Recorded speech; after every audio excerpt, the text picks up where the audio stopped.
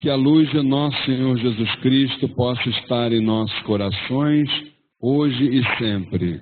Como costumamos fazer, dentro de todas as nossas atividades, vamos entrar em sintonia com o mundo astral, pedindo a intercessão de Zambi Maior, o supremo arquiteto de todos os planos, de Oxalá Todo-Poderoso, dos sagrados orixás de Umbanda, dos mentores e dirigentes espirituais desta casa, a Cabocla Jurema da Praia, o Caboclo Sete Estrelas do Oriente, e de todas as entidades que militam na seara espiritualista, umbandista, todas as falanges que trabalham nesse chão sagrado. Pedimos que vibrem sobre nós na tarde e noite de hoje, nos permitindo momentos importantes de troca de conhecimento, de muita reflexão, de muito estudo, de muita troca de sentimentos, principalmente, sempre pautados dentro de um respeito, de uma tolerância, de um amor fraterno, e que a partir de todos esses sentimentos sublimes possamos dar prosseguimento na longa estrada que é a senda, através da qual cada um de nós, no momento certo, chegará aos pés do Divino Mestre. Que o Pai Amantíssimo nos permita dar por iniciada mais uma atividade, mais uma palestra no Templo Estrela do Oriente. Que o Pai permita que assim seja, graças a Deus, graças a Deus, graças a Deus. Queridos irmãos, então, mais uma vez, boa tarde, não só os irmãos que estão presencialmente aqui conosco, mas também aqueles que nos acompanham através do canal A Umbanda Sem Fronteiras.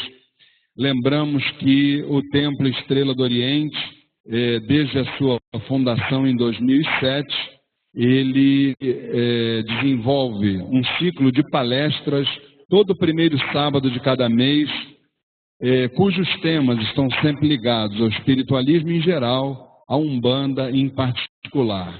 E hoje não poderia ser diferente, estamos trazendo um tema muito importante para a nossa reflexão, para o nosso debate, para o nosso crescimento como seres humanos que estamos e como seres espirituais que somos, né? Hoje estaremos debatendo aqui a intolerância religiosa. E o nosso irmão facilitador, o ministrante da palestra de hoje, eu costumo dizer que, outro dia desse eu estava lendo até na internet uma mensagem muito interessante, acho que todo mundo até conhece, né? Que ela fala assim sobre cometas ou estrelas, né? Então, que existem seres que são assim como os cometas, né? Que passam pela nossa vida e apenas passam, né? Existem realmente as estrelas, são aquelas que ficam formando a nossa constelação de pessoas que a gente tem assim um carinho, uma consideração, principalmente uma admiração muito grande. E essa admiração, ela está calcada principalmente quando nós, vamos dizer assim, buscamos compreender, entender e conhecer, que é o grande ponto fraco dos médiuns de Umbanda, conhecer a história da sua religião. Nós que ministramos aqui há muitos anos o curso Umbanda Sem Fronteiras, a gente nota essa carência no médium de Umbanda, conhecer a história da sua religião. Quando nós conhecemos a história da religião de Umbanda, nós encontramos exatamente entre os nomes dos grandes baluartes que tiveram o peso de trazer esses valores espirituais até o dia de hoje aqui, nós temos a oportunidade e o prazer de ler sobre a família Átila Nunes. Então, hoje é com muita alegria que mais uma vez a gente traz esse irmão, esse tarefeiro de Umbanda, está junto conosco no Mirua, está junto conosco em todas as iniciativas que a gente precisa dele, seja o que for, a gente diuturnamente o está incomodando a ele e aos seus colaboradores. Então eu estou falando do nosso querido irmão Átila Nunes, para quem eu peço uma salva de palmas. Obrigado.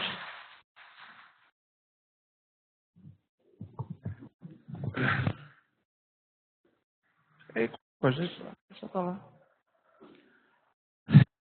Boa tarde para todos. Se a gente não segura a humildade, né? O mais elogio desse aqui, eu juro que eu ia ter diabetes, de tanto doce, né, que o Luiz... Ô, Luiz, já que você falou em cometa estrela, com certeza você já não é mais cometa, nem você e nem a patroa. O Luiz está fazendo um trabalho, só para vocês saberem o seguinte, a mais antiga instituição do Rio de Janeiro, talvez uma das mais antigas do Brasil, é a União Espiritista de Umbanda do Brasil, que teve um momento de muita glória no passado, tal, etc. E que, apesar do seu dirigente ser muito sério, já é um senhor sem estrutura, sem equipe, sem nada. E o Luiz, de uma maneira absolutamente desinteressada, ele está reconstruindo a União Espiritista de Umbanda do Brasil. Então, ele tem um mérito para nós extraordinário por agir assim. Por isso que eu acho que você já deixou de ser cometa, virou estrela. Estrela no bom sentido, né? Porque tudo que se faz de forma como você está fazendo, porque isso é uma das coisas interessantes na Umbanda. E isso é realmente uma coisa que me chama muita atenção na Umbanda. Em relação a algumas religiões. Todos os umbandistas de centros sérios, como é o caso aqui do Theo, seus dirigentes, isso aqui não é, por exemplo, um negócio, isso aqui não é a casa comercial. Ele não vive disso daqui. Nem ele, nem a Flávia, eles não vivem disso aqui. A maioria dos médiuns que eu conheço, eu diria a esmagadora maioria dos médiuns, quando vem para cá, ou quando vão para os seus terreiros, deixam suas famílias, deixam seus filhos, seus maridos, seus esposos, um sábado lindo desse de sol, e vem exclusivamente ajudar o seu semelhante. Ou não é isso? Pense bem, você incorpora um preto velho, incorpora um caboclo, dá uns passos, dá uns conselhos, a pessoa sai daqui mais leve, mais suave, e o ganho para o médium, ele foi espiritual. Ele evoluiu espiritualmente. Materialmente, nem tem interesse disso. Não. Até porque ele vem para cá sem medo de ser amaldiçoado. Ele não vem para cá por medo, porque o demônio pode pegar no pé dele de noite na cama. Ele não vem para cá com a preocupação de dar 10% do salário dele para o Luiz, e Luiz, por sua vez, não está interessado no dinheiro de ninguém dentro desse salão. Essa troca fraterna entre as pessoas, pensem nisso, é muito interessante. Imagine que hoje, milhares e milhares de umbandistas estarão em todo o Brasil reunidos de alguma maneira, incorporando caboclos, pretos velhos, ajudando as pessoas. Aí você vai dizer, bom, peraí, mas tem gente que ganha de... Tá bem, mas assim, um percentual muito pequeno dos umbandistas. Né? Um percentual muito pequenininho. O Luiz jamais vai sentar no banquinho e vai, cobrar consultas, 100, 200, trabalhos para trazer o marido de volta. Jamais, não é a cara dele. Dele e de um monte de amigos nossos comuns, não é isso, Luiz? Não é. Mas por que ele faz isso? Porque é a missão dele. Porque tem pessoas que vêm com certas missões no campo espiritual. Aqui no caso do Brasil, os mais famosos são Chico Xavier, a Irmã Dulce, né? Frei Damião. Não são as pessoas mais famosas. No mundo, Mahatma Gandhi. Você tem no mundo. Porque todo mundo fala, não, Jesus, claro, evidente. Mas você tem essas pessoas que, de alguma maneira, vieram se doar, só se doar, mais nada. Elas têm prazer em se doar ao semelhante. Então, eu iniciaria dizendo o seguinte, a minha homenagem é a você. Eu acho extraordinário isso. Extraordinário isso. E você já não é mais um garotão, porque se você fosse um menino, ele dizia assim, não, ele está... Não, e ele já é um homem novo ainda, né? Seus 40, 35, 33. Ano eleitoral, né, pessoal? Ano de campanha eleitoral, né? Tem que fazer uma média com o dono da casa, né? Vou dar uma palavrinha sobre... Bom, eu acho que todo mundo já conhece, eu não vou ficar com aquela lenga-lenga, eu vim de uma família, né? Eu acho que todo mundo já sabe, uma família de umbandistas, minha avó tinha terreiro, meu pai criou o primeiro programa de rádio, que está até hoje no ar, que é pouco usado pelo Luiz, né? Podia ser mais usado. E a gente viveu, e eu consegui testemunhar os momentos mais difíceis da Umbanda. Eu ainda era pequenininho, que foi na década de 40, 50, muita influência da polícia, entrava no terreiro, prendia médium, prendia não sei o quê, quebrava tabaco. E naquela época o negócio era, o que mandava era a Igreja Católica e o Estado. Era Getúlio Vargas, né? Getúlio Vargas. Então, teve uns anos do Getúlio que foram, né, uma ditadura. E não havia essa consciência de luta pela liberdade religiosa, contra a intolerância, não. Porque a Igreja Católica dava as cartas de uma maneira exclusiva. E tinha um delegado que ele se notabilizava pelas perseguições. O nome dele era Deraldo Padilha. E esse era mau igual um pica-pau. Meu pai brigava com ele. Meu pai não era deputado, era jornalista e radialista. E se descobriu, você vê o que é. Depois que meu pai foi eleito pelos umbandistas, deputado em 1960 e sei lá. Ih, rapaz, perdi a noção, 62. E o Carlos Lacerda, governador, que acabou com as perseguições policiais, foi se descobrir que esse delegado tinha várias viagens para a Itália, que ele ganhava do cardeal Dom Jaime de Barros Câmara, que era o cardeal do Rio de Janeiro, que não era Rio de Janeiro, não sei se era Guanabara, que, para agradar o cardeal, ele perseguia os terreiros de macumba, como se chamava antigamente. Política, enfim. Mas isso virou história agora, isso já não é mais importante, né? Mas, quando a gente parou com a gente, eu digo, todos nós, umbandistas, as perseguições pararam, mais ou menos na década de 80, um cidadão muito esperto, chamado Macedo, cria uma igreja chamada Universal, aluga uns programinhas no rádio e começa a mira na Umbanda e começa a dizer que nós somos adoradores do demônio e percebeu, de uma forma muito inteligente, que as pessoas mais humildes poderiam ser arrebanhadas e, consequentemente, os seus ganhos financeiros, seus bens, para a liderança dele. Na realidade, ele repetiu com um objetivo material aquilo que alguns líderes já fizeram com um objetivo não material, e sim decorrente do fanatismo religioso. Eu gosto muito desse assunto. Eu estudo muito esse assunto. Porque eu tento estudar também sob uma ótica psicológica. O que leva uma pessoa a ser fanática por religião, fanática pela política, fanática pelo futebol, fanática contra a raça? Por que ela se torna fanática? Hoje eu estou convicto que as pessoas se tornam fanáticas e os líderes as convencem disso porque são pessoas que querem fugir da realidade.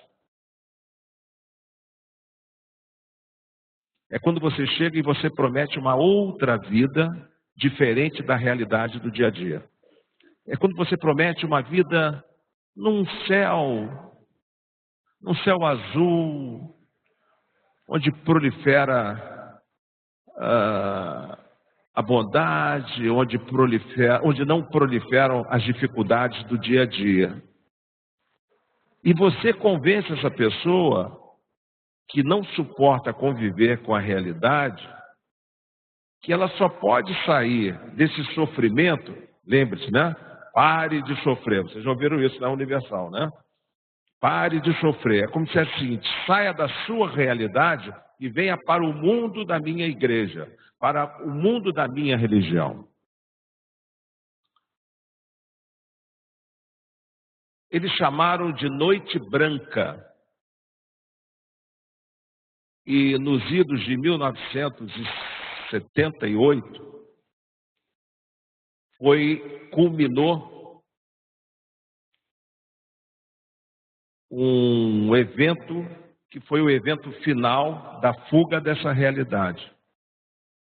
Um americano que nasceu em Indiana, nos Estados Unidos, depois foi para a Califórnia, chegou até a passar aqui pelo Brasil durante uns anos, conquistou alguns políticos nos Estados Unidos, inclusive uma senhora devota, a senhora Rosalynn Carter, que é a esposa do Jimmy Carter, e esse senhor conseguiu convencer até a primeira-dama dos Estados Unidos a fazer uma carta de recomendação para as autoridades da Guiana, para que lá se mudasse com todo o seu séquito de fiéis com a sua igreja. Muitos nem se lembram disso. O nome desse líder espiritual era Jim Jones. E um dia, que ele chamou de Noite Branca, ele induziu ao suicídio mais ou menos 900 pessoas, dizendo que iriam todas para o tal mundo, onde se fugiria dessa realidade ruim que ele salientava. Morreram 900 pessoas, e os que não queriam tomar o veneno eram obrigados através dos guardas armados. Isso foi tudo narrado por alguns sobreviventes. Primeiro foram as crianças a tomarem o veneno, depois os idosos, era tomado com calmante, para você não sentir os estertores da dor do veneno, acho que era cianeto. E 900 pessoas foram encontradas mortas na Guiana. Semanas antes, um deputado americano que foi para lá com 2 jornalistas investigar essas denúncias, foram assassinados no aeroporto de Georgetown, na Guiana inglesa. Guiana inglesa, hein? No Japão, um líder religioso espalhou gás sarin no metrô do Japão, matando também um sem número de japoneses, em nome da religião. Aí teve um também que disse que todos teriam que embarcar na cauda de um cometa. É tanta história, né? Tanta história. No fundo, todo mundo tentando fugir da realidade. E a nossa realidade, por mais que a gente passe aqui alguns momentos de paz, de enlevo, de aconselhamentos, aqui junto com a Gira do Theo, é óbvio que quando nós retornarmos para nossas casas, nós continuamos com a realidade que nós vamos ter que enfrentar, o pagamento de IPTU, as contas de gás, de luz, o problema dos aposentados, o pouco dinheiro, o benefício do INSS, tudo vai continuar, o filho que não quer estudar e não sei o quê, sei lá, o marido que não baixa a tampa da privada, não sei o quê. Você sabia que mulher odeia esse negócio? Não sabia não? É. E a minha mulher só me convenceu mesmo a fazer isso há 30 anos atrás, que ela disse o seguinte, que as energias saíam quando no dia seguinte eu estava fechando a tampa privada. Isso é o seguinte, não adianta, a gente não vai poder fugir da realidade. Eu acho que esse fanatismo que eu citei da Guiana é um fanatismo verdadeiramente religioso. Esse é religioso. E tem dos espertos.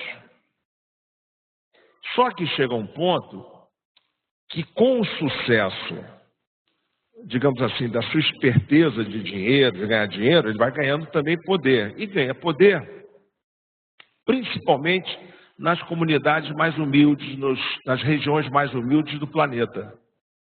Por exemplo, nos Estados Unidos, você tem uma região muito boa para esse tipo de gente, que são os estados ali do sul dos Estados Unidos. Louisiana, Mississippi, Alabama, eu visitei tudo aquilo ali. É impressionante como tem gente pobre, e que fácil de você... Porque quanto mais você... Pobre e ignorante. Não é porque essas coisas dizer que os Estados Unidos não tem analfabeto, tem um de montão. São milhões de analfabetos nos Estados Unidos. Mas quanto mais ignorante a pessoa é, não necessariamente pobre, mas ignorante ela é, pouca cultura, que eu quero dizer, mais fácil ela pode ser cooptada para esse tipo de fanatismo. E ela faz qualquer negócio. Porque você pega uma senhora, vamos imaginar o seguinte, uma senhora bem humilde, que mal tem o primário, veio do interior, trabalha numa casa de família, mora sozinha ali em Nova Iguaçu, lava prato e tal, no final do dia vai para casa, sozinha, não tem ninguém. E alguém diz para ela o seguinte, que ela sofre porque o demônio está presente o tempo todo na vida dela. Então, quando pensa em demônio, você pensa logo um sujeito com chifres, com tridente, com rabo, enfim, você pensa num ser, né, assustador, até por causa dos filmes de terror. Mas existe uma maneira da senhora sair disso. E será abençoada em nossa igreja, mas você tem que ir para o sacrifício e oferecer um pouco do que você tem. Mas eu não tenho dinheiro, eu tenho salário mínimo, eu trabalho numa casa de família. Mas tens um anel. Mas podes dar 10%. Seu filho deve ter dinheiro. Algum dinheiro deve ter ficado da pensão do seu marido. Porque senão o demônio vai tomar conta do seu corpo. E a senhora queimará nas chamas do inferno. Não há como, gente. Até eu me impressiono com o negócio.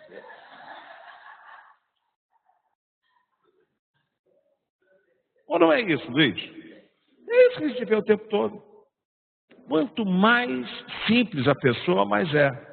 Eu tive numa viagem oficial na Noruega, na Suécia, na Finlândia e na Dinamarca. Eu fiquei lá uns 15 dias. Primeiro mundo, você não vê lá. Lá não tem pobre, não tem analfabeto, não tem... Tá todo mundo rico. Lá eu não conheço nenhum lugar do mundo igual aquele. E tome gente bonita, né? Homens e mulheres, tudo lourinho, olho azul, tudo com grana, impressionante. Tudo bem de vida, não tem problema de saúde, nada, não tem nada. E a minha curiosidade, né, como estudioso, eu falei, vou aos templos religiosos. Nos 15 dias que eu fiquei na Suécia, na Finlândia, na Noruega e na Dinamarca, eu não vi um único plástico do tipo assim, Jesus não sei o quê, Deus é fiel, Jesus, nada. Aí eu estranhei, caramba, esse pessoal aqui é cristão? Né? E eu comecei a verificar, tinha umas igrejas, e nas igrejas, uma coisa curiosa, tinha uns símbolos assim estranhos, como se fossem duendes, como se fossem assim uns animaizinhos. Não tem carranca no navio, não tem a carranca lá no Amazonas, aquele negócio? Então eram uns troços estranhos. Conclusão da história, eles têm um grande amor pela natureza, um grande respeito, folclore pela natureza, que aquilo misturou com a igreja anglicana. Mas as igrejas estão vazias. Ninguém quer frequentar a igreja nesses lugares. Aí vamos lá saber por quê. Hoje são os povos menos religiosos do planeta. Só 18% do povo norueguês é religioso. O resto não é religioso. Não é que seja ateu, ele não é religioso. Acredita em Deus, etc. Tal. Só não quer entrar dentro de uma igreja na Noruega. Resumo da ópera. Por que lá não vinga, por exemplo, um Bispo Macedo, um Malafaia da Vida, um Valdomiro não sei de quê, o R.R. Soares? Porque não há como você vender lote no céu para um lugar que já é o céu. Eles já vivem no céu. Eles não têm o problema daquela senhorinha que eu citei ali, que trabalha e pega um trem para Supervia, desce em Belfort Roxo, aí pega outro ônibus até em casa e sofre e chora. Lá não tem isso. Então não há como você pegar essa pessoa e você pegar a fraqueza, o sofrimento dela e você manipular de uma maneira cruel, porque essa que é a grande verdade. A manipulação ela é cruel, que você mexe com o psique dessas pessoas humildes e você induz a essas pessoas a viverem sob o estigma do medo e medo em troca de um possível benefício espiritual. Por isso eu dou muito valor à Umbanda. Muito valor à Umbanda. Que a gente consegue dar o benefício espiritual sem empregar a tática do medo. Não tem medo. Medo de quê? Quando eu era menino, as giras de Exu ainda tinham um certo estigma, sabe? Eu me lembro, meu pai tinha um programa na Rádio Rio de Janeiro, esse nosso programa, Melodias Terreiro, na Rádio Rio de Janeiro, que o programa começava às 9 da noite e terminava 1h da manhã. Quando batia meia-noite, ele fazia a hora grande, chamava-se hora grande. Aí ele colocava um monte de pontos de Exu. Ina, moji, baê, e tal, e Exu pra cá, larô, Exu, não sei o quê. E ele dizia para mim que vários ouvintes desligavam o rádio naquela hora, esperavam passar uns 10 minutos para voltar a ouvir o programa. Porque na época Exu era ligado o demônio. E isso acabou desmistificando, aliás, de uma forma impressionante, né? Hoje sabe-se perfeitamente que Exu é o grande guardião da Umbanda, dos terreiros, mensageiros do bem, nossos guardiões. Bom, e nós não acreditamos no inferno, nós não acreditamos no demônio. Aliás, para ser franco, eu acho que uma coisa que é incomum de todos nós, e que nos faz muito bem, o que nós verdadeiramente nos une dentro da Umbanda, o ponto comum? É a mesma convicção que os kardecistas têm, né? Os espíritas têm, que existe uma vida além dessa. E nós temos determinados guias, entidades, que nós temos uma atenção mais especial, que são os caboclos e os pretos velhos. Estou resumindo, o resumo do resumo. Eu estive numa casa kardecista no sábado passado e fui assistir a palestra de um médium psicógrafo muito bom, o Bacelli, Carlos Bacelli, ele é lá de Uberaba. Não é que ele tenha sucedido o Chico Xavier, mas ele faz o mesmo trabalho que o Chico fazia, é uma pessoa muito respeitada, com vários livros, etc. Olha, eu sou um bandista, né? Eu não sou assim, kardecista e tal. Embora os kardecistas não gostam de ser chamado. Aí tem aquelas frescuras, aí tem kardecista que não gosta de chamar kardecista, tem que chamar kardeciano, porque eu não aguento isso, Mas, enfim, eu acho que já é a idade que você vai ficando meio impaciente com as coisas, mas tá bom, vamos lá. Quando eu chego no centro, um centro bacana, lá embora. Não é bacana de luxo, não, bacana assim, grande, tal. Grande, rapaz. Gente saindo pelo ladrão. Aí eu chego lá, kardecista, certo? Kardecista. Médium psicógrafo, kardecista. Eu fui preparado para uma palestra kardecista. Quando eu chego no centro, um quadro do caboclo, sei lá, da lua, pai Congo de Aruanda, mestre do Oriente, não sei de quê. Aí eu fui com a minha mulher. Eu falei, tu tem certeza que o endereço é aqui do negócio mesmo? Resumo da ópera. Você viu o que é a vida? Os kardecistas, eles sempre minimizaram a presença dos caboclos e pretos velhos. O que tem de centro kardecista com caboclo e preto velho incorporando hoje em dia é uma grandeza. Mas quantas décadas se precisou? E quem fez essa mudança? Foram os guias. Da mesma maneira que nos terreiros de Umbanda, não se faziam cursinhos, não, de evangelização, de esclarecimento, de orientação. Eu venho de uma geração, por exemplo, que chegava perto do pai de santo, da mãe de santo, e você fazia uma perguntinha assim, mas, minha mãe, por que nós temos que baixar isso aqui na mata, na macaia, na cachoeira? E a resposta era assim, isto é mironga. Mironga, segredo, né? Segredo. E o cara, desculpe. E era assim. Hoje não. Hoje, com certeza, tem muitos médicos que chegam perto do Luiz. Doutor Luiz, explica para mim por que a incorporação tem que ser feita assim, eu tenho que acender essa vela de cabeça para baixo. E ele tem que ter essa resposta. Olha, é muito difícil a gente comentar isso, mas o público da Umbanda mudou da água para o vinho. Há 40 anos atrás era só pobre. Eram pessoas simplérrimas. Mas simples, os terreiros todos de chão batido, mas chão batido mesmo, areia, escondido aí pela baixada, pelos buracos, etc. Seus dirigentes eram pessoas também muito humildes.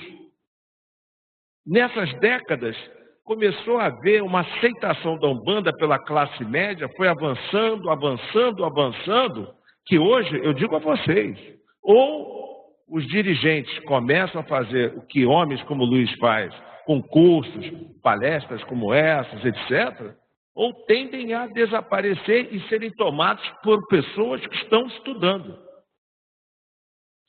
E como nós, e por que é importante isso? Para que a gente também entenda esse movimento de fanatismo que está sendo assumido no Brasil. No Brasil tem um complicador. Todas essas igrejas, essas seitas eletrônicas porque elas dependem de rádio e televisão, elas têm uma cumplicidade com os governos. Esse que é o problema. E a nossa democracia ainda tem que amadurecer. Enquanto a França joga duro com a religiosidade, invadindo a liberdade individual do cidadão francês, nós aqui somos lenientes, nós somos omissos, nós somos complacentes, onde se vê ao absurdo de você distribuir a rodo concessões públicas de rádio e televisão para notórios vigaristas que se dizem religiosos.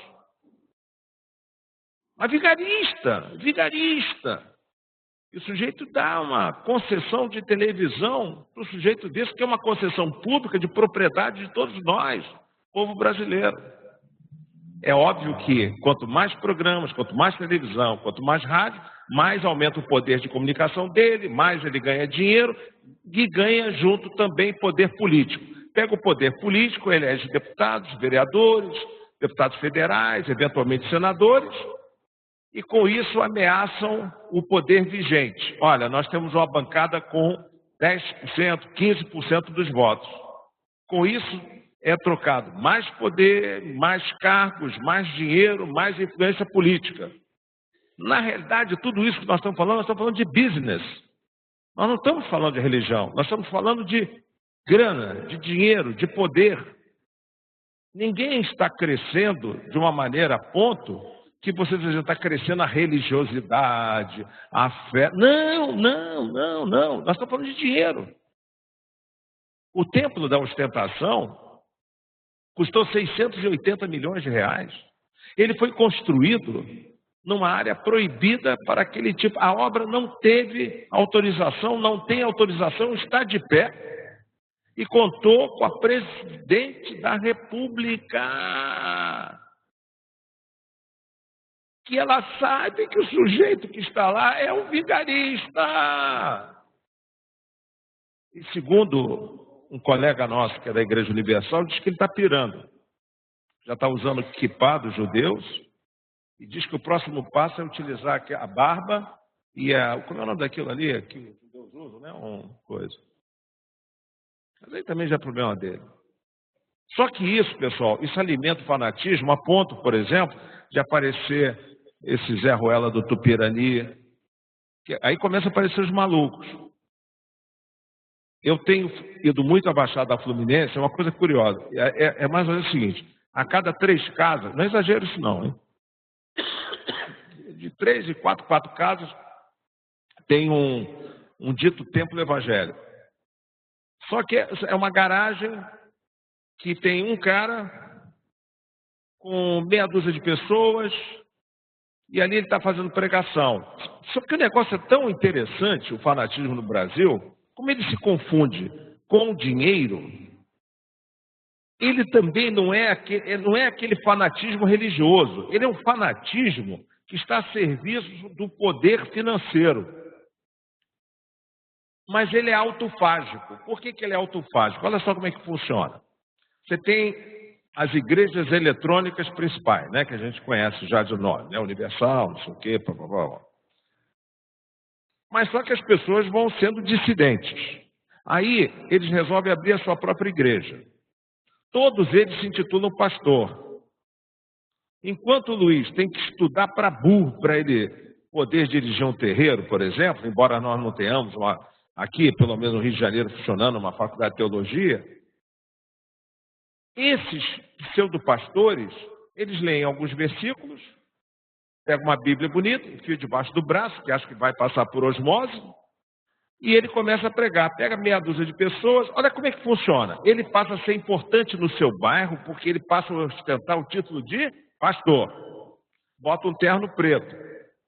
Porque terno é um negócio que dá impacto, né? Eu estou de camisa aqui em cima, eu de terno aqui, gravatinha, bebê. Era um outro impacto em cima de vocês.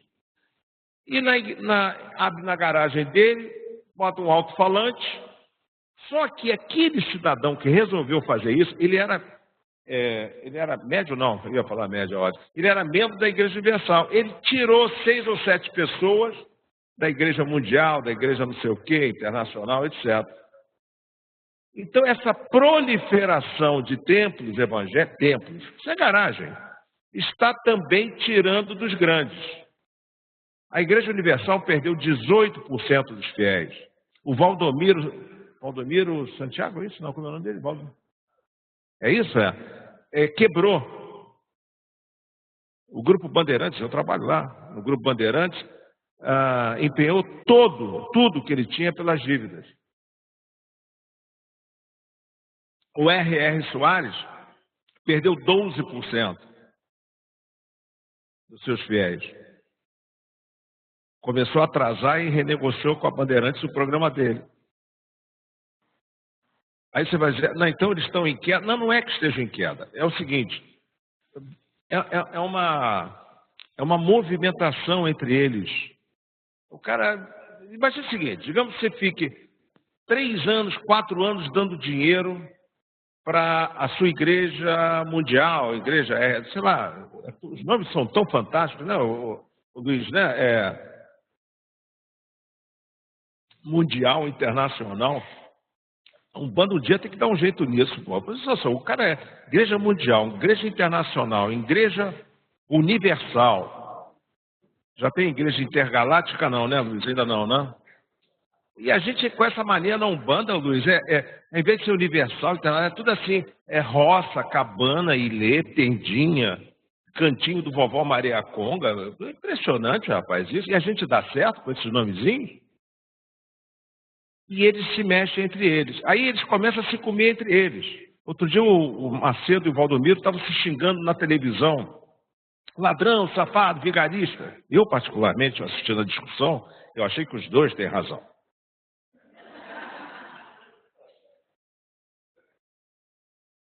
Só que, no meio dessa confusão toda, dessa disputa de poder financeiro, tem pessoas que começam a levar ao extremo a interpretação daquilo que eles recebem, quando dizem, por exemplo, que nós, umbandistas, somos adoradores do demônio.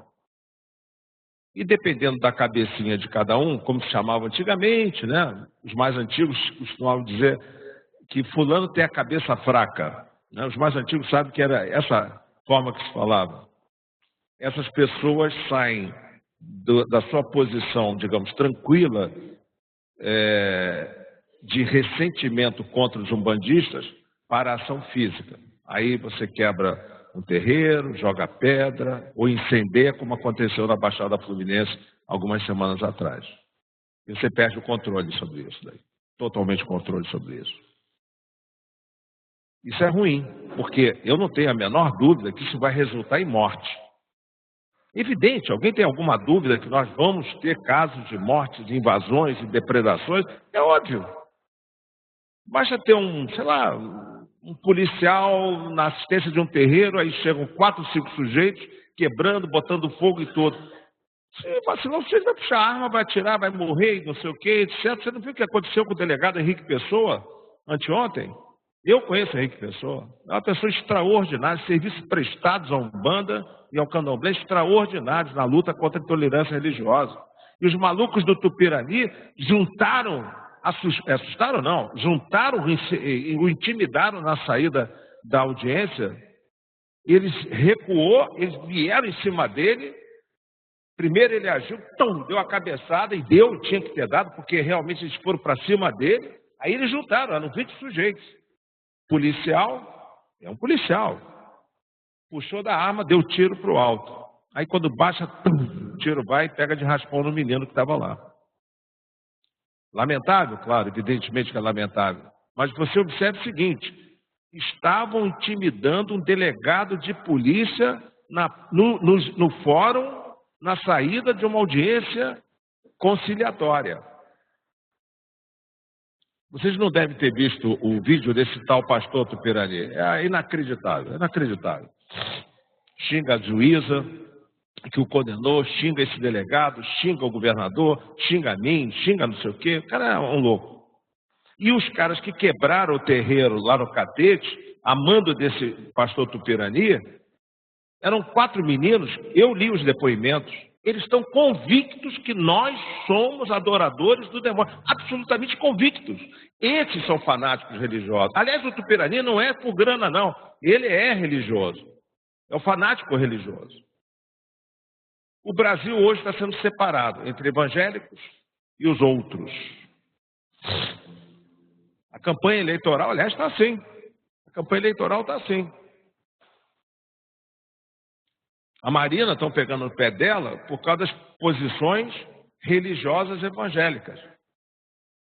Tem uma declaração dela lá atrás, que hoje estão pegando muito no pé dela, dizendo que ela é contra os transgênicos, porque segundo o trecho da Bíblia diz que blá, blá, blá, blá, blá, blá. E ela acaba de dizer também que ela vai, eleita presidente, as decisões dela vão ser baseadas na Bíblia. Então você vê, e o que acontece? A imprensa puxa esses trechos dos candidatos e você repara que está se dividindo o Brasil de uma maneira que a mim me preocupa, Luiz, porque está ficando esquisito. Está ficando esquisito, porque enquanto estava só o cara xingando, macumbeiro, a gente dá um jeito nisso. Mas agora estão botando fogo em terreiros de Umbanda. Eu tô dizendo, não é absurdo, por exemplo, a gente está aqui reunido, entrar aqui 6, 7 meninos, uma dessas igrejas aí, e nos ameaçar a botar fogo nos equipamentos, etc. Não é possível.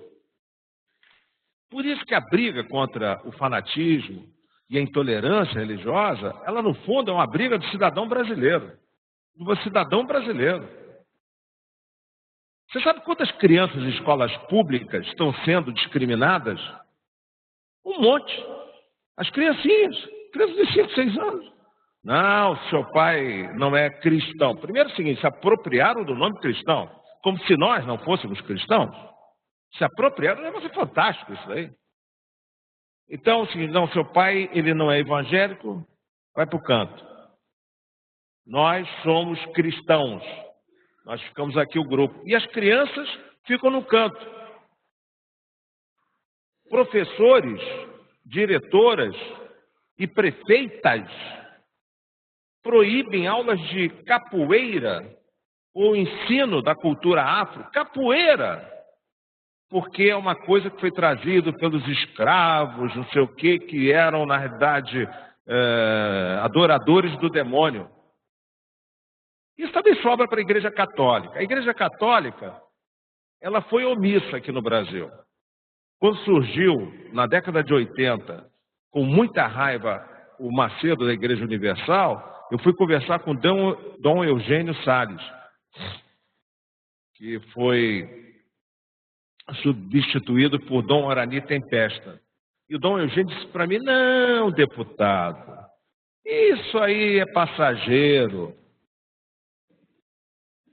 Logo depois, chutaram a santa na televisão. Que vontade que eu tive de ligar para Dom Eugênio Salles. Dom Eugênio, esse chute na santa, Nossa Senhora de Fátima, eu acho, foi Aparecida, foi passageiro. Dava vontade de ligar agora também, né? Para dizer assim: olha, aquela igreja em Minas Gerais que quebraram todas as imagens, gente, que tem um sentido histórico. Isso é tudo passageiro. A omissão, as pessoas não percebem que se você não reagir, eu não estou dizendo, não estou pregando aqui que nós temos que reagir fisicamente, alguma coisa, mas nós temos que mostrar indignação. Tem que ter indignação. Você não pode chegar, como diz o meu filho Átila Alexandre, confundir a humildade da Umbanda com submissão. Uma coisa é uma coisa, outra coisa é outra coisa. Eu esqueci o nome do escritor, do filósofo não. Ele disse que essa frase é famosa, alguém aí deve saber de cor, eu sei os trechos dela, que durante a Segunda Guerra Mundial, e os judeus, eles têm uma crítica, uma autocrítica muito forte sobre isso, quando os nazistas cresceram muito na Alemanha, os judeus ficaram quietos. Aí tem uma frase famosa, eu vou me lembrar daqui a pouco de quem é, diz o seguinte: primeiro vieram buscar os sindicalistas. Como eu não era sindicalista, me calei. Depois vieram buscar os comunistas. Como eu não era comunista, me calei. Depois vieram buscar os católicos. Como eu não era católico, me calei.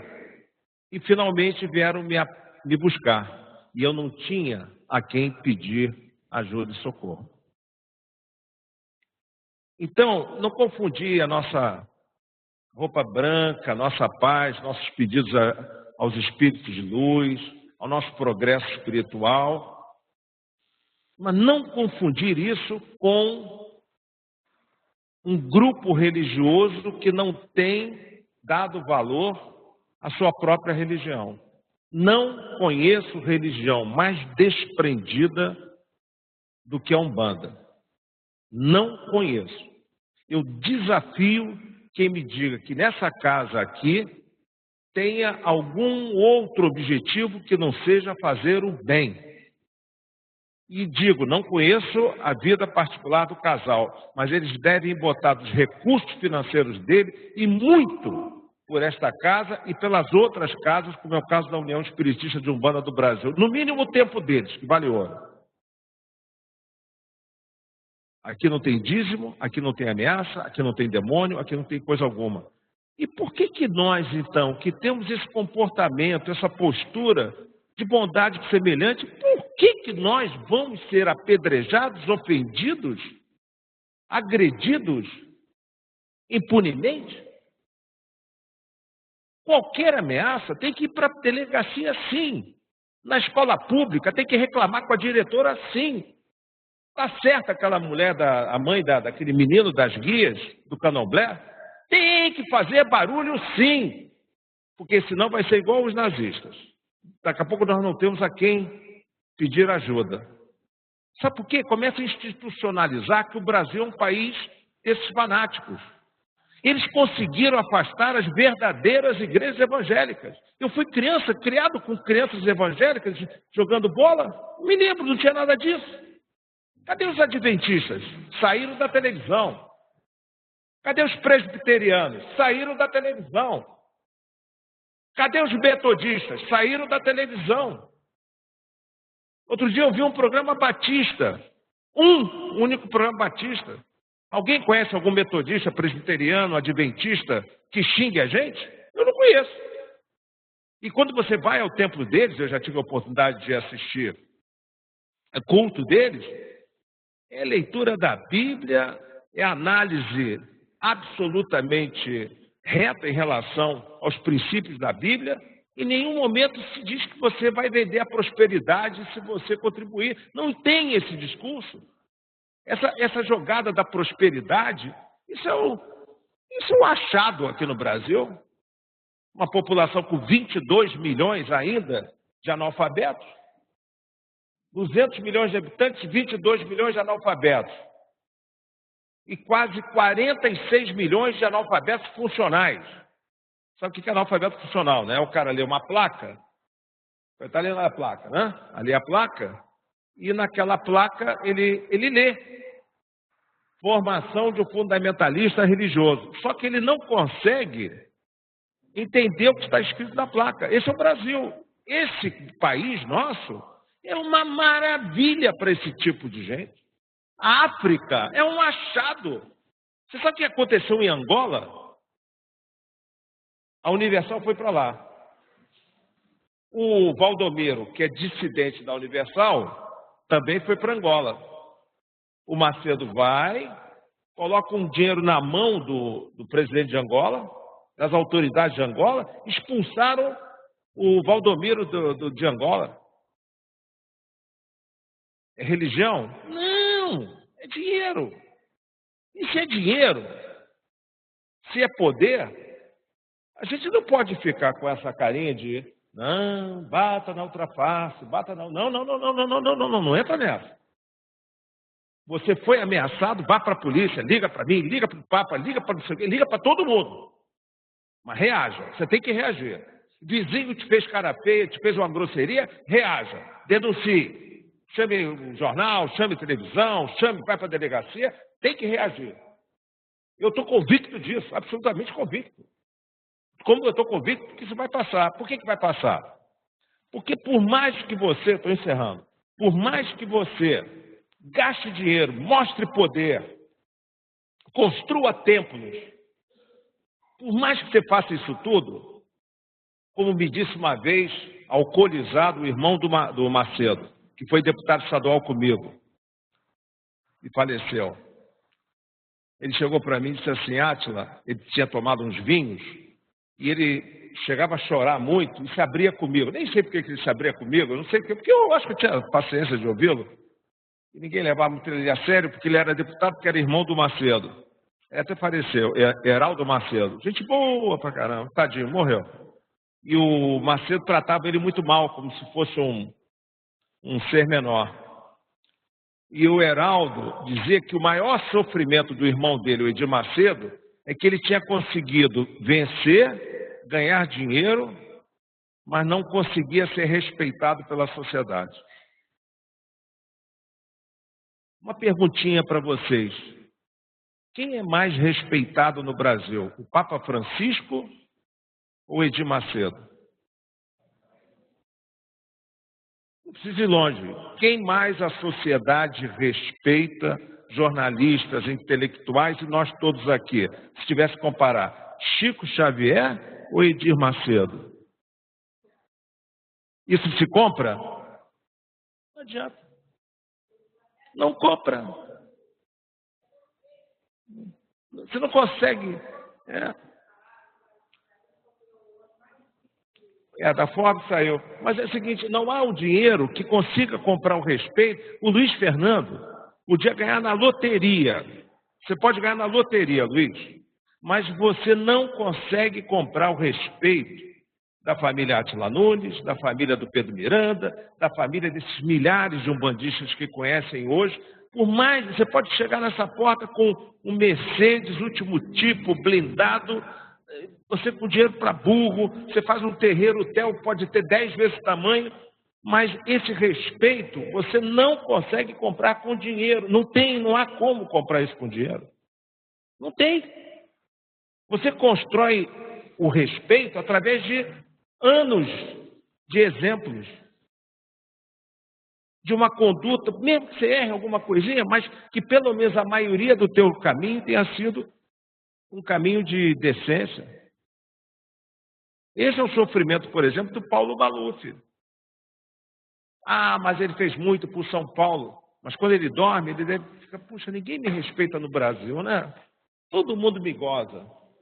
Entenderam? Então, se por acaso citei o Paulo Maluf, por citar Paulo Maluf, tem tanta gente aí fora da política também. Eu me lembro disso porque uma vez o Carlos Imperial falou isso para minha mãe, que ninguém respeitava ele.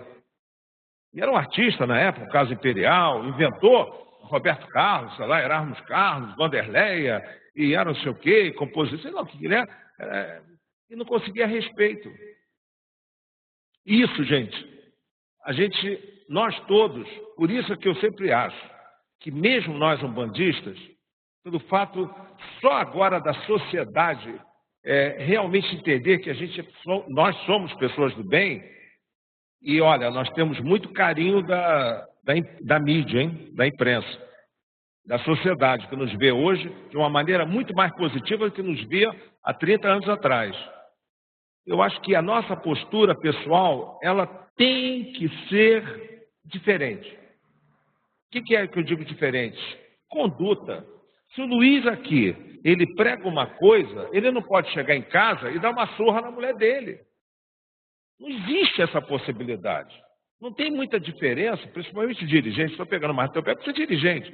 O dirigente ele tem que ter uma postura aqui semelhante que ele vai ter em casa, com seus vizinhos, etc. Ou vocês acham que às vezes não dá vontade de eu dar uma explosão na rua com o garçom que me tratou de uma maneira errada, ou com um flanelinha que não sei o quê, ou com o motorista do ônibus que me fechou meu carro? Cabe a mim, eu tenho que contar até 10, porque eu fico imaginando, caramba, imagine eu saindo do carro, brigando com o motorista de ônibus, rolar pelo asfalto, no dia seguinte estar no Extra. Primeiro vai ser de cara, né? Deputado umbandista, isso é de cara. Deputado umbandista briga com motorista de ônibus que sai com a faca. É evidente, eu tenho que tomar cuidado. Eu não posso ir num shopping, por mais que eu esteja no dia de sol, estou feliz, etc., e vou me encher de cerveja e sair cambaleando pelo shopping. Não dá. Entendeu? Tem coisas que você começa a mudar na sua atitude, às vezes por causa da sua religião. Não estou dizendo que você vai ficar aqui todo mundo igual monge, né? Não é nada disso, não estou propondo isso. É conduta só.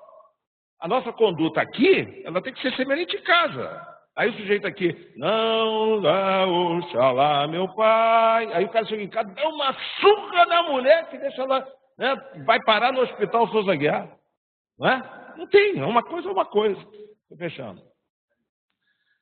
Olha, falei demais. O Luiz, fica isso como lição para os seus palestrantes que falam demais. Mas é também por causa do ambiente.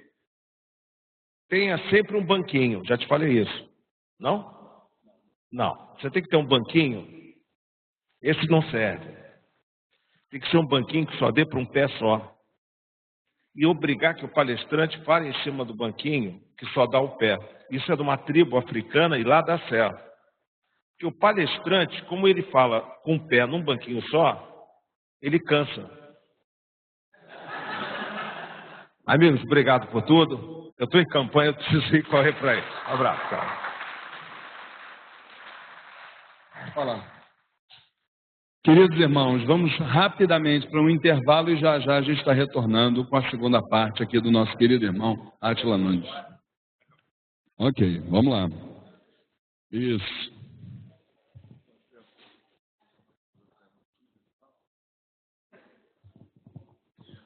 Bom, vamos lá então, gente. Segunda parte então aqui da nossa palestra com o nosso querido irmão Átila Nunes.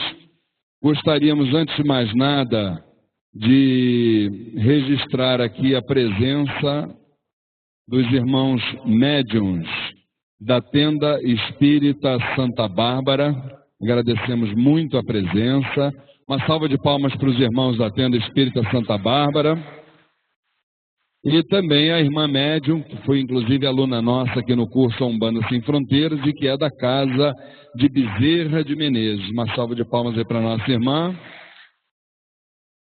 Bom, minha gente, a gente sabe que o nosso querido irmão Átila Nunes, ele está em campanha, ele ainda vai para muitos lugares, mas nós vamos pegar mais uns minutinhos dele aqui, né, básicos, porque isso aqui é uma oportunidade de ouro, principalmente nessa época que nós estamos vivendo. na campanha eleitoral, a gente sabe que a vida dele hoje está uma correria só. Bom, enquanto o pessoal, Átila, vai se pensando na pergunta que vai te fazer, eu ia te trazer aqui uma pergunta que, na verdade, é uma colocação para que as pessoas possam realmente entender todo tipo de desafio que a gente é obrigado a conviver, principalmente vocês, dentro da política brasileira, né? Não foi você, nem foi o Alexandre, porque vocês são pessoas que passam por muita coisa, eu sei disso, e muitas vezes se calam e deixam as coisas caminharem e vamos em frente. Mas eu queria que você relatasse aqui para o pessoal o seguinte: o nosso querido irmão Átila Alexandre, que hoje é vereador aqui da cidade, ele teve está tendo a sua candidatura lá com além das adversidades normais, né, ainda com problemas internos, políticos lá, que inclusive ele não está tendo nem o direito de aparecer na televisão, mesmo que pelos pouquíssimos segundos que você aparece lá. Você acha que vamos dizer assim, essa questão foi algo absolutamente normal dentro do partido e tal, ou você acha que isso pode ter havido algum tipo de, vamos dizer assim, da questão religiosa ter tido alguma influência? Eu vou te explicar por quê. Nós estamos, junto com outras casas de Umbanda, promovendo, e os papeizinhos estão aí com vocês, e a realização do segundo encontro dos umbandistas no século XXI. Esse ano o tema Atitudes e Sentimentos. E por incrível que pareça, é claro que a gente não vai dar o nome do santo, porque não é do nosso procedimento, mas nós tínhamos um irmão já fechado para participar como uma das atrações do evento, não era nem palestrante, mas um dos irmãos. E esse irmão, ele sempre caminhou mais por um outro segmento religioso, filosófico e tal, e sempre teve manteve uma certa distância em relação à Umbanda. Eu soube que já tinha sido difícil para esse irmão aceitar uma participação dentro de um evento promovido por umbandistas. Só que quando nós, como coordenadores do evento, passamos para ele o que ele faria ali, que, entre outras coisas, seria cantar o hino da Umbanda, esse irmão na mesma hora pediu para não participar mais do evento, entendeu? Então, claro que a gente não entrou em choque, está tudo certo, e quem o vai substituir tem certeza que vai fazer até muito mais bonito, o pessoal vai subir pelas paredes na hora, não tem a menor dúvida disso, mas esse tipo de questão ainda existe, né? A gente vai contratar alguém para fazer um serviço aqui, quando você diz que é um terreiro de Umbanda, a pessoa não entra, né? Você acha que o Alexandre está passando por esse tipo de problema lá? Como é que você vê isso?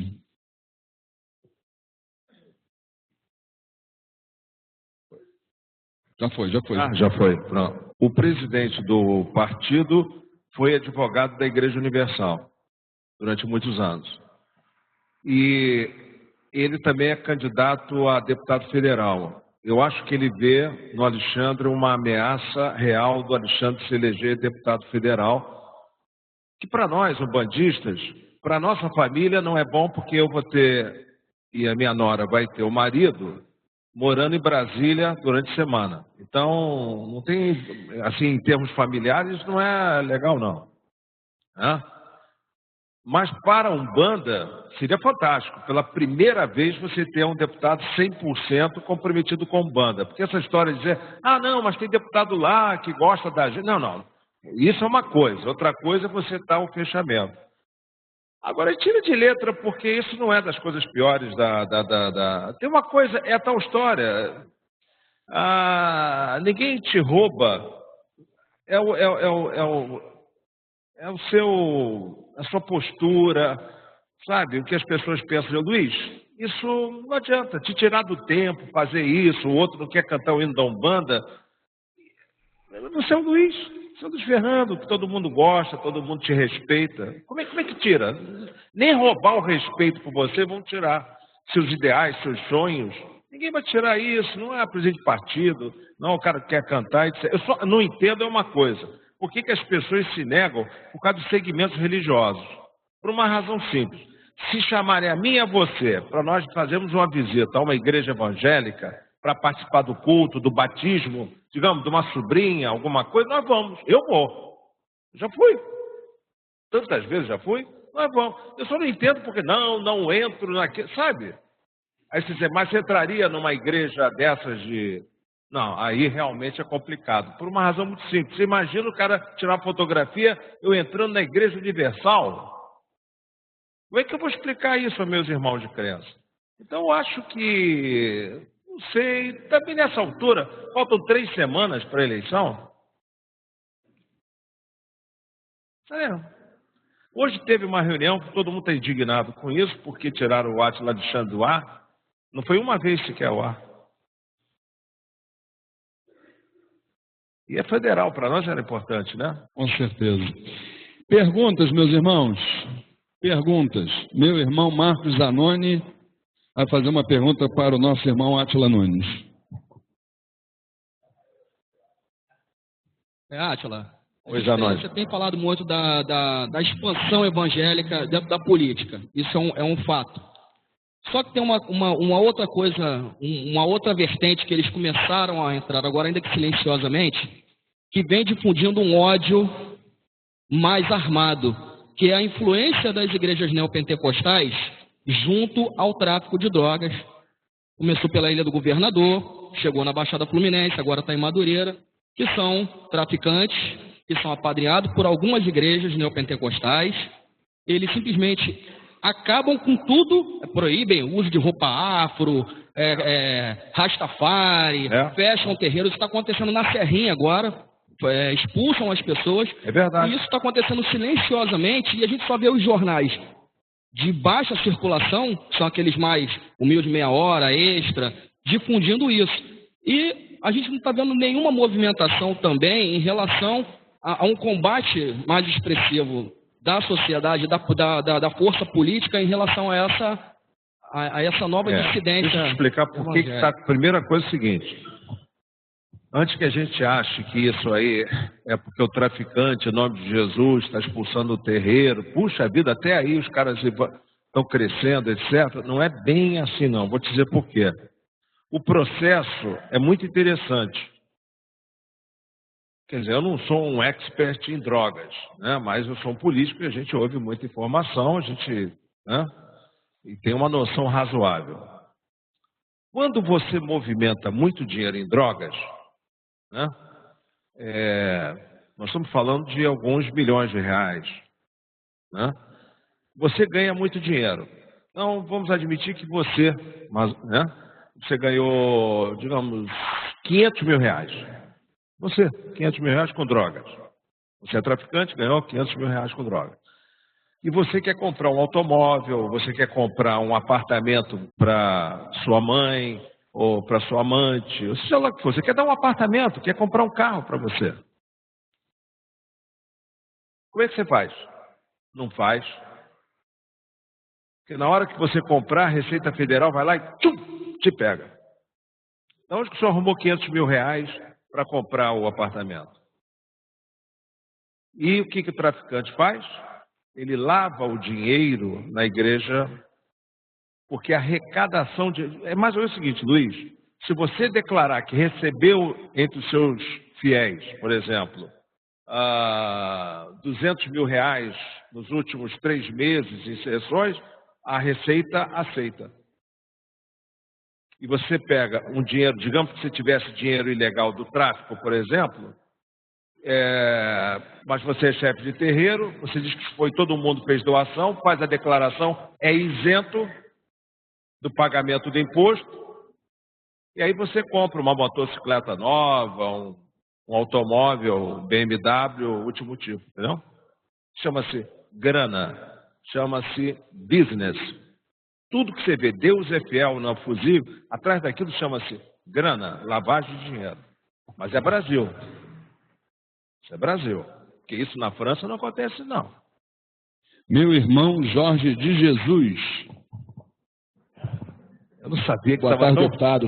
É o Jorge Jesus, É né? isso aí. Porque o próprio já ia ser uma honra muito grande. Primeiramente, que é um prazer, tá? Obrigado. Sua presença aqui como palestrante. A minha mãe era fervorosamente, fanaticamente, ouvinte do seu pai. Era? E moramos 25 anos na rua Átila Nunes Filho, lá no Jogou. Ah, lá no de novo, Fortaleza. é. Mas minha pergunta é a seguinte. A Marina, semana passada, deu uma entrevista e foi taxativa em defender o Estado laico. Nós podemos confiar na palavra da Marina? O que o senhor tem a dizer sobre isso? Eu confiaria mais na palavra dela. Eu acho que ela é uma pessoa evangélica para valer. Ela teve posições evangélicas mas razoavelmente fundamentalistas. Em que ela traiu, digamos assim, o bom senso, a lógica, para, por exemplo, ela não acredita na teoria de Darwin. Para ela, o planeta Terra tem 6.018 anos e foi criado às 9 horas da manhã, há 6.018 anos atrás, apesar de tudo comprovar que o planeta tem bilhões de anos. Todos os cientistas de todo o mundo dizem que tem bilhões de anos, mas o criacionismo da igreja evangélica acha que realmente Adão e Eva criaram há 6.018 anos atrás, às 9 horas da manhã. E eu tenho um funcionário meu que é evangélico que conta até o diálogo em Adão e Eva. E ele disse, não Adão, sim, ó Eva, não sei o quê. Inacreditável. Que eu mal e porcamente resgatei umas fitas do meu pai de 40, 50 anos atrás, um negócio de louco, enfim. Né?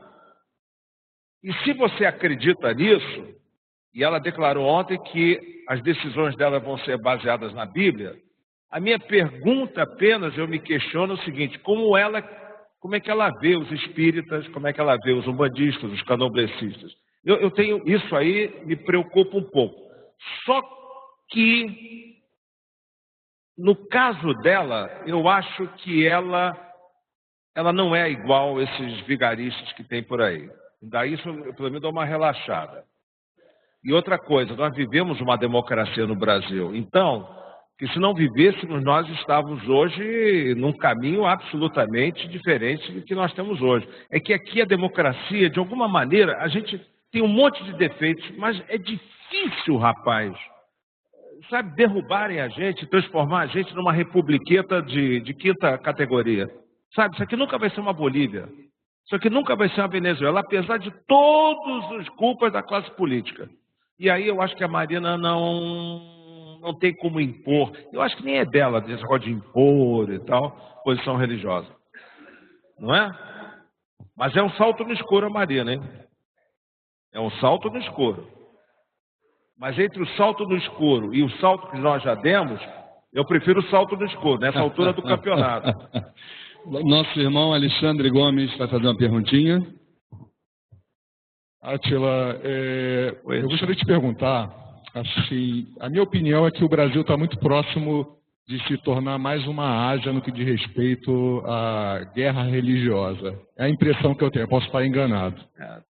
E o que você também falou um pouco, de cada vez mais termos evangélicos, né, na Câmara e eles terem força, né?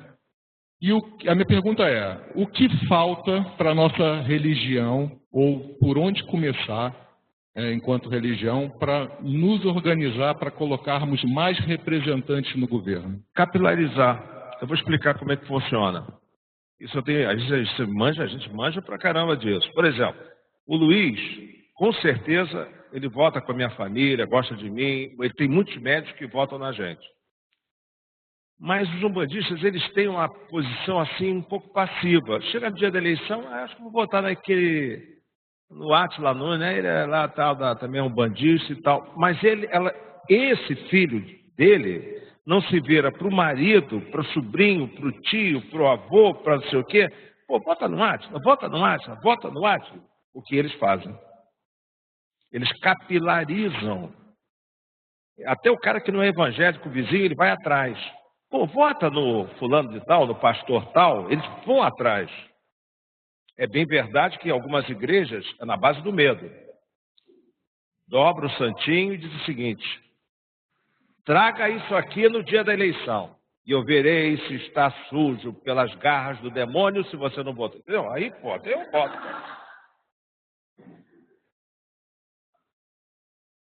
Não. Com certeza, com certeza. Perguntas? Vamos lá, gente.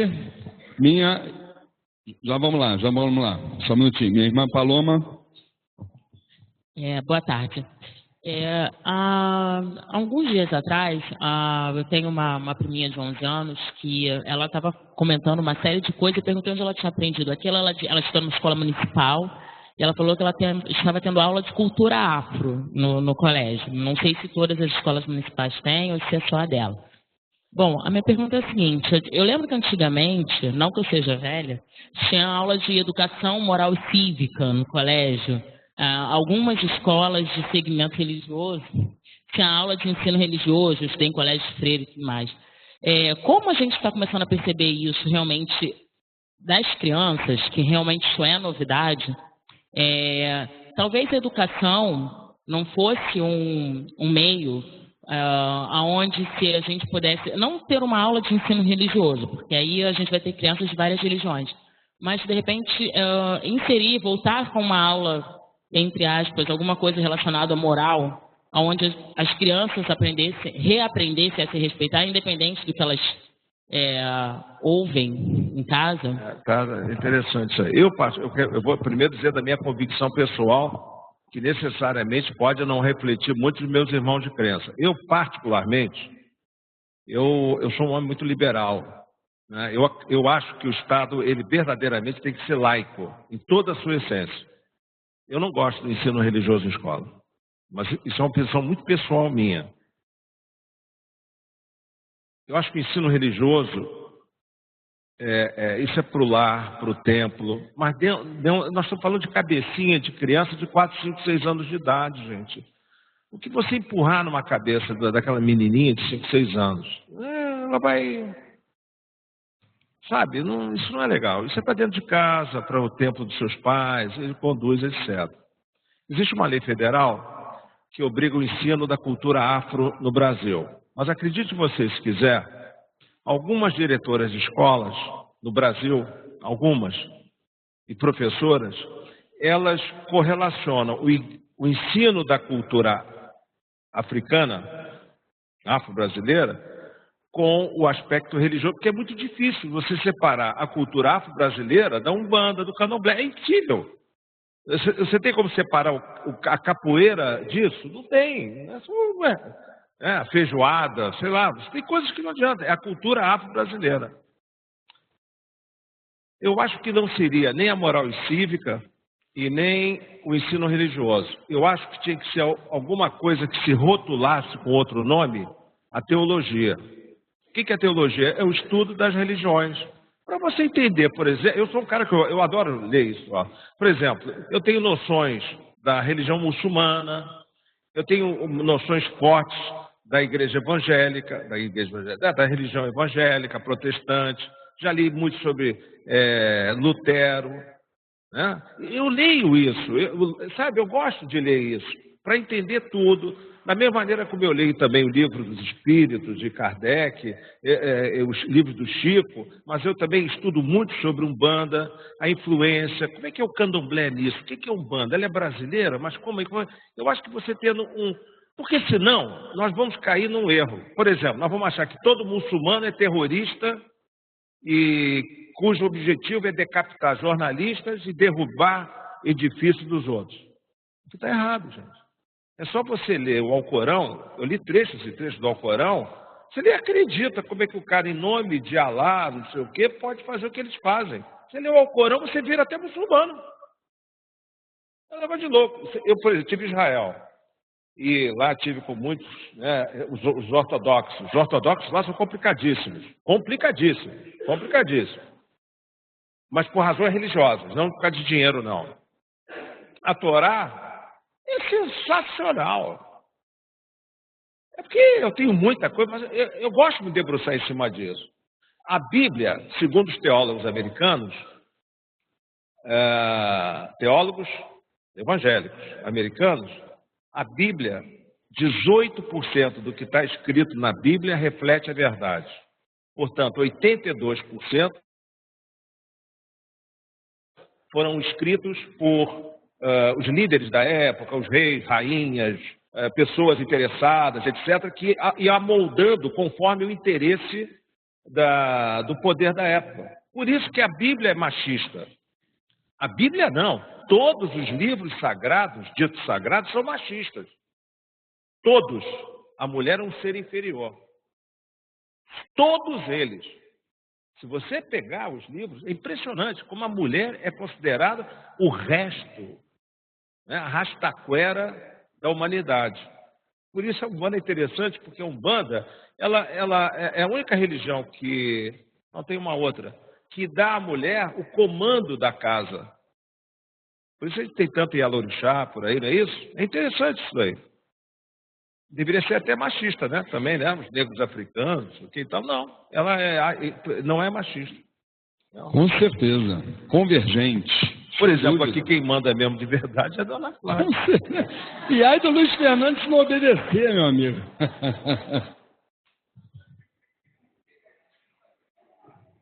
Olha só, gente, eu quero dar um exemplo de vida para vocês. Eu trabalho em escola, sou coordenadora de uma escola com 1.200 alunos. Eu ando com a minha guia de Umbanda, nunca fui discriminada de forma e maneira nenhuma. Inclusive com atendimento de pais crentes, pais de tudo quanto é religião. A questão toda é o que você falou, é a postura que você tem diante da Umbanda. De gente chegar para mim e falar, você é umbandista? Sou. E ficou por isso mesmo, entendeu? E eu tenho outro exemplo dentro da escola que eu trabalho também. Eu tenho uma professora que ela é da Assembleia de Deus, acirrada. Quando ela começou a me conhecer, a conhecer a Umbanda, eu conversar com ela e sentar, ela disse que fala até para o pastor dela assim, caramba, você tem que conhecer mais o que é Umbanda. Então é muito da nossa postura, do nosso conhecimento. Porque o que faz os fanáticos também é a falta de conhecimento. Mas nem era isso que eu ia falar, não. Eu queria saber quando é que vai ser a passeata lá em Copacabana da intolerância religiosa. Já teve? Não, vai ser em setembro. Eu sei que é em setembro. Eu não gosto, eu já falei lá com os organizadores. Não é a passeata, não. A tese não sou eu, a tese não é minha, a tese é do meu filho. A palavra intolerância, por exemplo, honestamente, quem está aqui nessa sala que é um bandista, você prefere ser tolerado ou respeitado? Porque a palavra tolerância, ela já é um pouco intolerante. Quer dizer, na realidade, eu tolero você, apesar de você ser um bandista. Tá bom, vou te dar uma colher de chá, hein? Eu te tolero.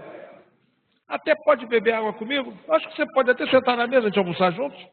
Vou te tolerar, hein? Olha lá, te dei a colher de chá, hein, companheiro?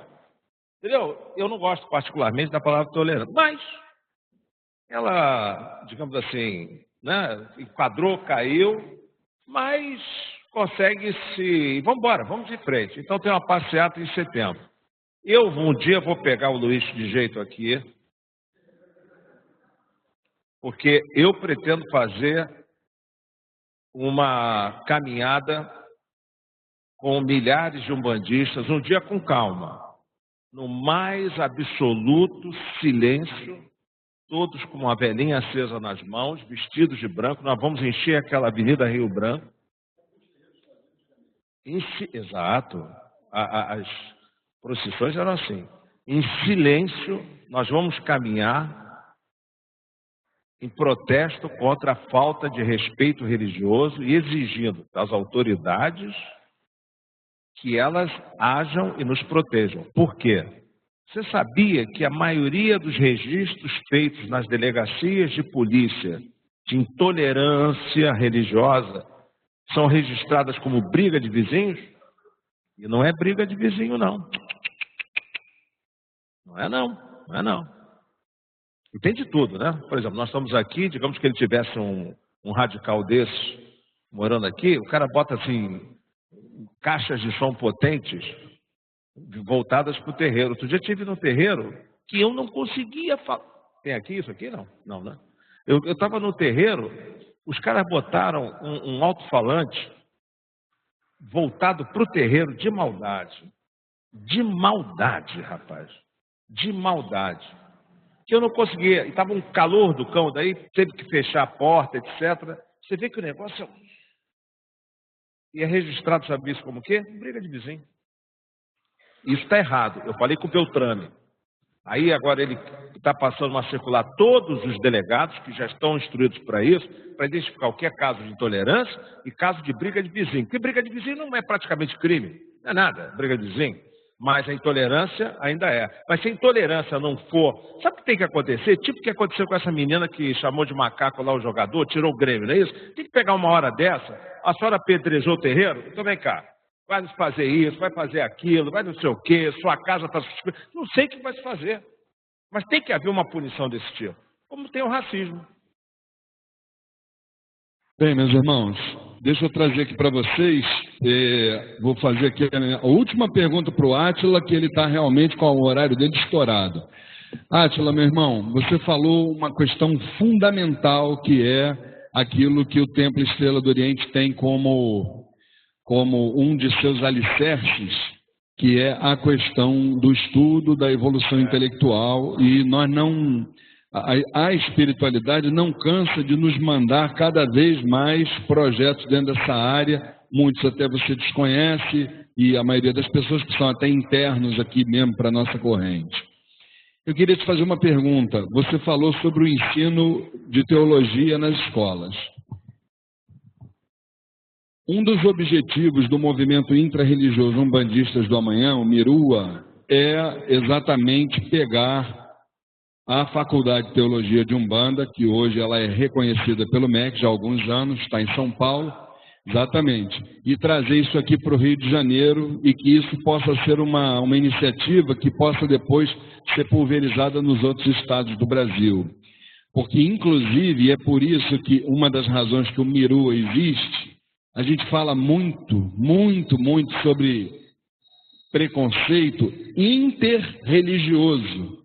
Mas nós, umbandistas, esquecemos que o preconceito intrarreligioso também está danificando os alicerces da nossa relação, não da nossa religião, porque a nossa religião ela é e será sempre que a espiritualidade determinar. Mas a nossa relação ela é muito daninha. Então, por que eu estou dizendo isso? Porque eu já tive a oportunidade de ouvir, principalmente daqueles irmãos que nasceram na primeira metade do século passado, são aqueles que estão na zona de conforto, segundo diz Dona Maria Modesto Cravo, que é um grande espírito, que a Faculdade de Teologia de Umbanda seria para formar sacerdotes de Umbanda, imagina. Então, e que por isso eles... sim, outra coisa também, porque o reitor da faculdade, que é um médico cardiologista, a sua casa de Umbanda faz a imolação. Então, por isso, eles não gostariam de ver a Faculdade de Teologia de Umbanda aqui no Rio de Janeiro. Então, coisas que o Mirua está aí para mostrar que esse caminho faz tão mal a gente do que ouvir um evangélico apedrejar a nossa religião. Nós temos que ter respeito pelo nosso irmão de crença.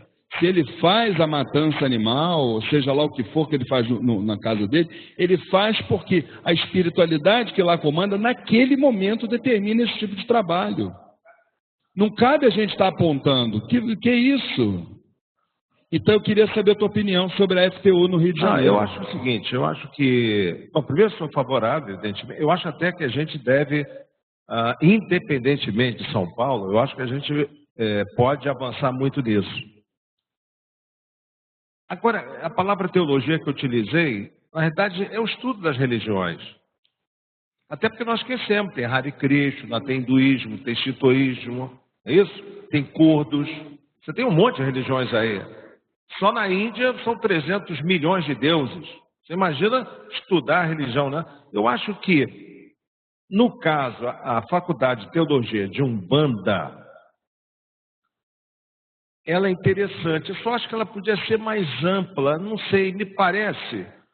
por exemplo, ao mesmo tempo eu concordo com você formar um sacerdote numa faculdade não é a prática. Aliás, a Umbanda, Luiz, eu vou ser franco com você, eu acho que ela só deu certo porque cada terreiro tem semelhança, mas são diferentes. Se a gente sair daqui, todo mundo, e ir para o terreiro aqui perto, você vai ver que a imagem está diferente, que a abertura é diferente, o cântico é diferente, mas tem semelhanças. Eu acho que isso, digamos assim, como é que eu vou chamar isso? Não é democratização, enfim, essa diversidade da Umbanda é um dos truques. Então eu não consigo me imaginar um de vocês ficar 4 anos estudando teologia da Umbanda, aí no dia seguinte, daqui a 4 anos, com o diploma debaixo do braço, a partir de hoje eu sou chefe de terreiro, vamos lá e tal, saravá Umbanda. Eu não consigo imaginar isso. Eu não consigo imaginar isso. Até porque a própria ementa do curso superior, né, do bacharelado, lá não tem nada disso de formar. Não tem nada disso não, nada, né? nada. Nós tivemos a oportunidade de fazer alguns cursos de extensão universitária aqui, conhecemos as propostas. Bom, eu queria pedir uma irmã médium que esteja de uniforme, já que desse um pulinho aqui, por favor. Nós temos aqui uma irmã médium que já esteja de uniforme, Rafinha, de uniforme, por favor.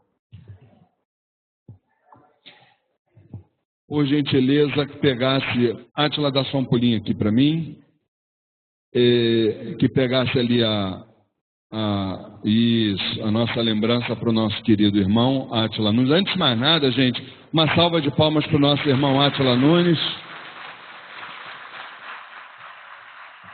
E dizer para ele que, neste momento, o curso Umbanda Sem Fronteiras, que é uma ferramenta aqui da nossa casa, outorga o presente certificado a Átila Nunes por ter sido ministrante da palestra Intolerância Religiosa, contribuindo através do aprendizado para o engrandecimento da sagrada religião de Umbanda. Estado do Rio de Janeiro, 6 de setembro de 2014, Flávia e Luiz Fernando Barros, dirigentes espirituais. A salva de palmas para o nosso irmão.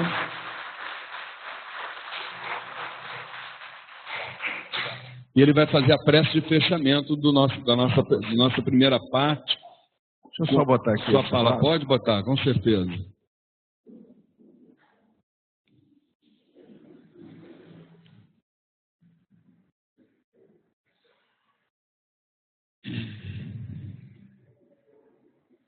Eu acho que nesse momento, a gente pode... Quem mais precisa, talvez, de nossos pensamentos... Porque a prece, no fundo, é um momento que a gente tenta falar com alguém que não está aqui, né? É verdade. Seja qual for a religião, todas as religiões têm preces, têm orações. Então, eu acho que no nosso caso, como a gente acredita muito numa vida depois dessa vida, e a gente sabe que esse planeta aqui não é apenas um planeta de provações, e que a gente sabe que quando deixa esse mundo, a gente continua trabalhando e evoluindo, como a gente tentou evoluir aqui, continuamos evoluindo em outro mundo. Acho que a gente pode elevar o nosso pensamento, hoje excepcionalmente, talvez a todos aqueles que já nos deixaram, que eram membros de nossa família ou amigos, mas sem deixar também de pedir um pouco aos pretos velhos e aos caboclos, e pedir a esses espíritos de luz que nos deixaram e que estão trabalhando em outro mundo agora, que eles já arrumem um tempinho do espaço de tempo deles espiritual para olhar pela gente, e que possam nos dar, não bens materiais, mas que nos possam fazer caminhar por trilhas do bem, que a gente não se desvie para o mal, que a gente controle nossos sentimentos ruins, a nossa ira, a nossa raiva, que a gente possa fazer mais bem do que o mal, que a gente controle as nossas palavras, que às vezes doem tanto quando a gente se dirige ao marido, à mulher, ao filho, que nos faça ter calma e contar até 10, que a gente erre o mínimo possível e que a gente chegue no final de nossas vidas e a gente tem a certeza que o balanço foi muito mais positivo do que negativo. Que a gente verdadeiramente conseguiu atravessar a nossa jornada nesse mundo aqui de uma maneira positiva, muito mais positiva do que negativa.